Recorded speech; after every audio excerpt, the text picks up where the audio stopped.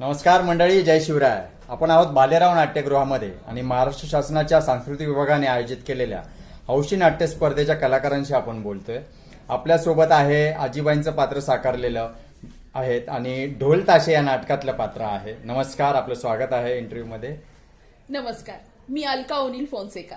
काकूचा role केलाय ढोल ताशेमध्ये. काकूबाईंचा काय नेमका रोल होता आणि काय तुम्ही नेमकं काय मांडलं प्रेक्षकांसमोर? खरं सांगायचं तर ढोल ताशे हे नाटक जे आहे हे गणपतीसाठी म्हणून किंवा आणखीन वेगवेगळ्या उत्सवांसाठी म्हणून ज्या मिरवणुका काढल्या जातात आणि ह्या मिरवणुकांमध्ये आपल्याला खूप गर्दीचा सामना करावा लागतो किंवा त्याच्यामुळे ट्रॅफिक जाम होत असतं, सगळीकडे गुलाल उडवले जातात किंवा नॉईज पॉल्युशन होत असतं, हवा दूषित होत असते. तर ह्या सगळ्याचा परिणाम सगळ्यांवर होत असतो, पण तरीही लोकांच्या हे कधीही लक्षात येत नाही. तर त्यामुळे हा एक लेखकाने केलेला प्रयत्न आहे की जनजागृती त्या दृष्टिकोनातून होईल असा प्रयत्न लेखकाने केलेला आहे ढोल ताशेमधून.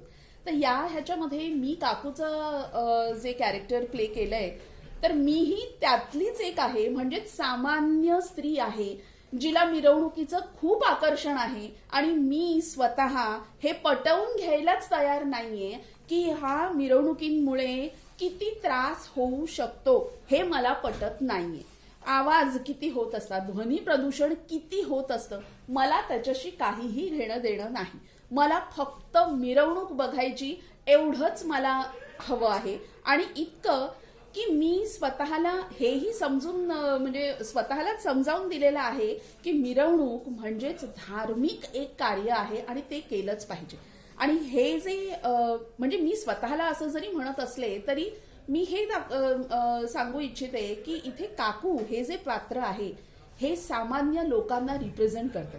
सगळ्यांचंच मत हे काकूंसारखंच आहे आणि त्यामुळे ही मिरवणुका आणि ह्या सगळ्या ज्या काही चालू असतात ह्या अजूनपर्यंत बंद झालेल्या नाहीत आणि अशाच चालू आहेत.